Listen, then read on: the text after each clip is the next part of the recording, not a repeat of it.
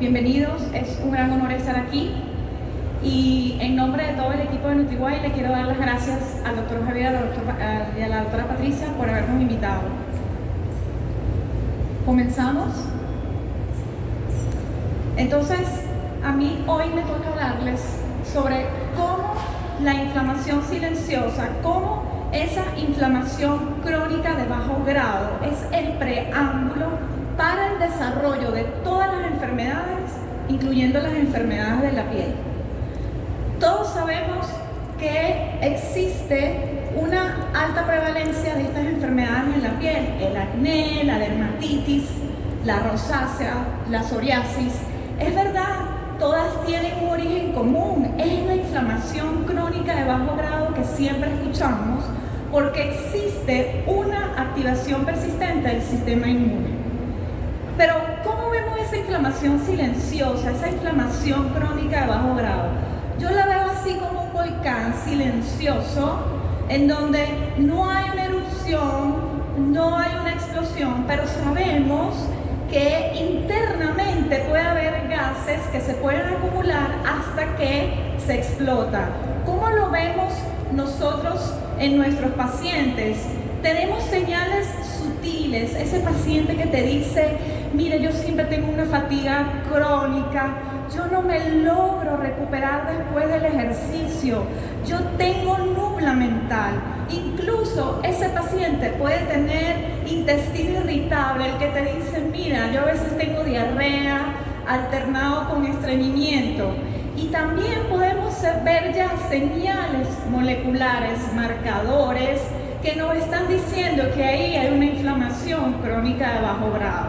Por ejemplo, una ferritina elevada, una proteína C reactiva ultrasensible elevada, una homocisteína elevada, incluso la resistencia a la insulina. Si nosotros dejamos que eso continúe, que se perpetúe en el tiempo, entonces va a haber daño de órganos y tejidos y se va a manifestar la enfermedad. Entonces, la pregunta es: ¿dónde está la raíz del problema? En el intestino permeable, que es la puerta de entrada de la inflamación sistémica y de todas las enfermedades. Porque el intestino es el órgano más grande del cuerpo, el órgano inmunológico más grande del cuerpo. Allí se concentra el 70% de nuestro sistema de defensa. Nuestras células del sistema inmune se concentran allí. Todos nuestros linfocitos están allí, que son las células específicas del sistema inmune. Y lo más sorprendente es que interactúa con una enorme cantidad de microorganismos que se llama microbiota intestinal, que en los últimos 10 años se ha estudiado muchísimo, y eso lo transforma en un supraorganismo. Y entonces ese intestino tiene una barrera que lo recubre, que es muy importante, una barrera semipermeable y selectiva, que tiene funciones de barrera física, barrera química y barrera inmunológica. Nosotros hoy nos vamos a concentrar sobre todo en la microbiota intestinal y en la barrera inmunológica, que es el tejido linfoide asociado a la mucosa gastrointestinal, para poder entender por qué se genera el intestino permeable. Y nosotros tenemos que estar muy claros que esa barrera mantiene la tolerancia, sobre todo la tolerancia oral, porque esa barrera intestinal está constantemente en contacto con antígenos alimentarios, puede haber bacterias beneficiosas o no, y esa barrera se encarga de que solo pase lo bueno. Entonces se convierte en esa interfaz que separa el medio interno y el medio externo por esta proteína que regula, que muchos hemos escuchado, que regula las uniones estrechas, que es la zonulina. Entonces es importante que nosotros repasemos un poco la microbiota intestinal, que es para nosotros es el órgano invisible que se concentra también en el intestino. El 70% del microbioma se concentra en el intestino y tenemos 10 microorganismos por cada célula intestinal y tiene 100 veces más genes que el genoma humano, pero eso se fusiona. Y el 95% está concentrado en la porción final del ilio y en el colon. Y estas funciones son bien conocidas. Sabemos que si nosotros ahorita nos metemos en PubMed y buscamos artículos sobre la microbiota, hay miles. Yo les puedo decir que estas funciones están bien definidas. Prevenir la colonización de patógenos, modular el metabolismo energético del huésped. Sabemos que existen ciertas bacterias como Akkermansia mucinífera que está implicada en el metabolismo de la glucosa, por ejemplo, así como también intervienen en la producción de los neurotransmisores, triptófano, en la producción de serotonina, en la producción de vitaminas del complejo B y K, nos ayudan a modular la producción de moco, la barrera intestinal, también modula el sistema de defensa. O sea, son muchas funciones. Cuando existe un desequilibrio se vuelve un caos. Entonces es importante entender por qué cuando existe un desequilibrio se vuelve un caos, porque la microbiota intestinal se conecta con todos los órganos de nuestro cuerpo, y creo que este eje microbiota intestino-órgano está bastante explícito. Pero ¿cuál es el que más han estudiado? El eje microbiota intestino-cerebro, en donde nuestro cerebro es el primer cerebro, obviamente, el intestino es considerado el segundo cerebro y la microbiota intestinal el tercer cerebro. Y fíjense que la comunicación es bidireccional. Se manda más información desde el intestino al cerebro que del cerebro al intestino, a través del nervio vago. Por eso que las personas cuando tienen trastornos gastrointestinales tienen muchos cambios en el estado del ánimo. Pero no podemos dejar atrás nuestro protagonista de hoy, que es el eje microbiota intestino-piel, que también ya se ha descrito que es bidireccional, porque lo que pasa en la piel impacta en la microbiota intestinal y lo que pasa en la microbiota intestinal en el intestino impacta también en la piel. Y está muy bien demostrado. ¿Cómo se comunican? Bueno, a través de muchos mensajeros como las citoquinas, metabolitos microbianos, como los ácidos grasos de cadena corta, hormonas y neurotransmisores. Por eso que la disbiosis intestinal es la principal causa del intestino permeable. Y sabemos que cuando existe un desequilibrio de la microbiota, se destruyen esas uniones estrechas, se abren espacios en esa barrera intestinal y aumenta la permeabilidad, que lo podemos ver claramente. Fíjense cómo la sonulina que se libera producto de la disbiosis degrada las uniones estrechas y vamos a ver toxinas, proteínas, alimentos parcialmente digeridos, bacterias que pasan a la circulación sanguínea, por supuesto, y genera una respuesta inflamatoria. Esa respuesta inflamatoria se puede ir a otros órganos y sistemas. Y fíjense cómo, aquí podemos ver claramente cómo Fasano, el doctor Fasano, describe cómo se pierde esa permeabilidad selectiva cuando se genera ese desequilibrio de la microbiota, en donde se altera la permeabilidad, tengo paso de todo, toxinas, bacterias, alimentos parcialmente digeridos, que estimulan mucho la respuesta inmune y se pierde la tolerancia oral. Por eso que ya vamos a ver que la alimentación es muy importante. Entonces, un intestino permeable es igual a una piel permeable. Y ya se sabe que todas esas sustancias que pasan de la luz intestinal hacia la circulación pueden llegar a la piel a través de la circulación y modificar la dermobiota.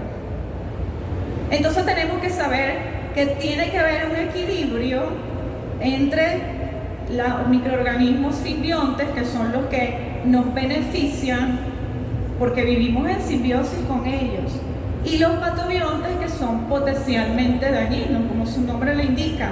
Tiene que haber ese equilibrio. Cuando se desequilibra, aparece la disbiosis. Entonces, esta es la mejor definición, en donde puede haber aumento de proteobacterias gram negativas que tienen en su pared celular lipopolisacárido y estimulan mucho la inflamación. En mi consulta, en nuestra consulta, nosotros vemos mucho sobrecrecimiento de bacterias gram negativas en el intestino. También puede haber disminución de las beneficiosas, que son las que están allí, Akkermansia mucinífera, Faecalibacterium braunitzi, y bueno, la pérdida de la diversidad, que se relaciona mucho con poca salud intestinal y completa. Entonces, ¿cuál es el impacto de la disbiosis intestinal en las enfermedades de la piel? Está muy bien estudiado. ¿Dónde más se ha estudiado? En las enfermedades de la piel más comunes, ustedes conocen: acné, rosácea, dermatitis, psoriasis. Y ahí podemos ver claramente, nuevamente, cómo todas esas toxinas pasan a través de la circulación en la piel y entonces exacerban o pueden ayudar al comienzo de estas enfermedades.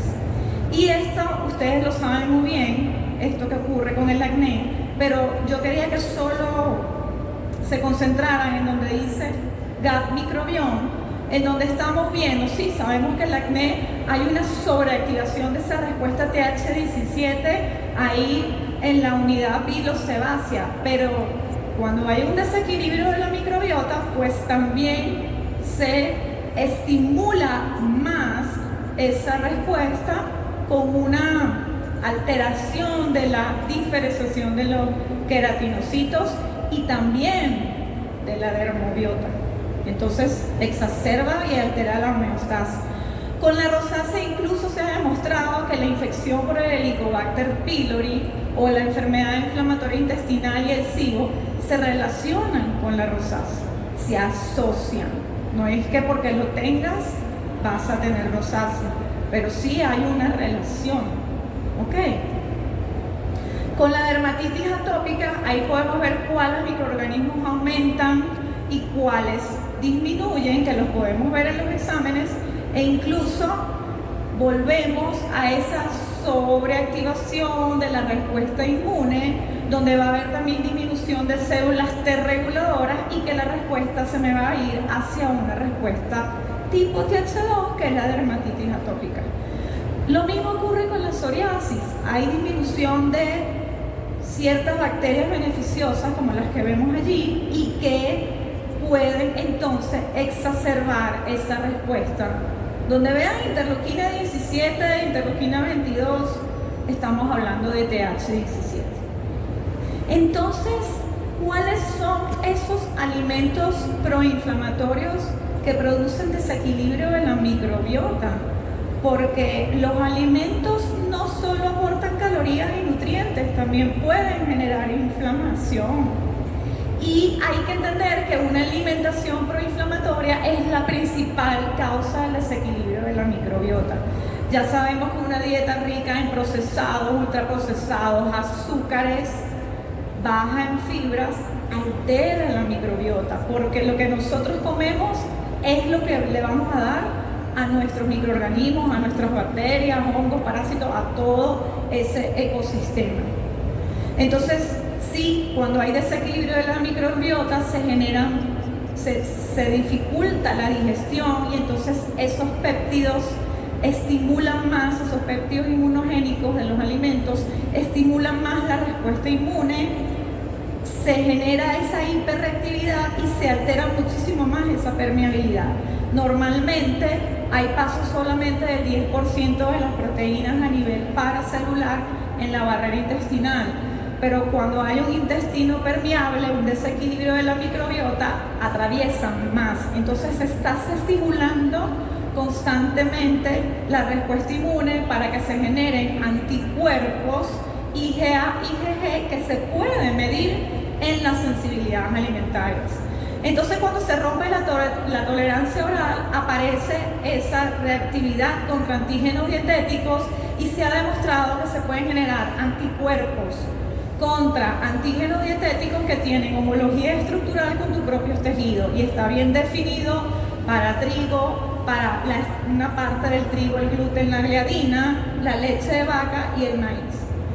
Aquí podemos ver que todas tienen una homología estructural con la tiroperoxidasa, o sea que una persona que tiene tiroiditis Hashimoto con más razón no debería de consumir estos cereales, ni leche de vaca ni maíz, ¿ok?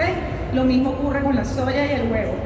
Alimentos proinflamatorios: cereales, trigo, cebada, centeno, avena, maíz, arroz, azúcar y lácteos de vaca. Y es verdad que solamente se ha estudiado el trigo y la cebada del centeno, pero ya se sabe que también hay ese gluten en forma de prolaminas en otros cereales como el maíz. Y cuando hay una alimentación rica en carbohidratos donde ocurre mucha hiperglicemia, ¿okay?, que puede haber también un aumento brusco de la insulina, eso también activa la respuesta TH17. Por eso que azúcar no. ¿Cómo abordamos las enfermedades de la piel a través de la inmunonutrición? Pues revisamos sintomatología, rectificamos diagnóstico con exámenes especiales, que ya lo vamos a ver, removemos cereales, lácteos de vaca, azúcares y las sensibilidades alimentarias, reponemos con alimentos antiinflamatorios y reintroducimos alimentos por rotación, y luego obviamente tenemos que reparar el intestino y corregir la disbiosis. Entonces tenemos exámenes de ESE y de sensibilidades alimentarias. Este es el GI-MAP, donde podemos ver el Helicobacter, podemos ver sobrecrecimiento de bacterias gram negativas, marcadores de digestión, absorción, inmunológicos. Cada marcador tiene un significado. Y es muy importante entender que la inmunoglobulina secretora nos habla de la inmunidad a nivel intestinal. De cada 10 pacientes, yo 8 tengo que están bajos. Y eso es lo que hace que haya más sobrecrecimiento de bacterias, o presencia de parásitos, o presencia de hongos, sobrecrecimiento de cándida. Y miren entonces aquí cómo podemos ver las sensibilidades alimentarias, que a pesar de que son no es una sensibilidad leve porque está inmuno, es importante que entiendan que igual ahí hay un sistema inmune hiperreactivo y que de manera transitoria se debe evitar esos alimentos, por supuesto controlado, y luego de un tiempo se vuelven a reintroducir. Entonces estos son nuestros casos clínicos. Por ejemplo, esta chica, ella no consultó por acné, consultó por muchos síntomas gastrointestinales, pero cuando nosotros hicimos todo este abordaje de la inmunonutrición, ella mejoró el acné y nos dijo: increíble cómo mejoré. Lo mismo con este señor que tenía rosácea y la dermatitis atópica. Entonces no es en vez de la dermatología, es además de la inmunonutrición. No tratamos 100 enfermedades de la piel diferente, tratamos una raíz común expresada en 100 formas diferentes. Muchas gracias.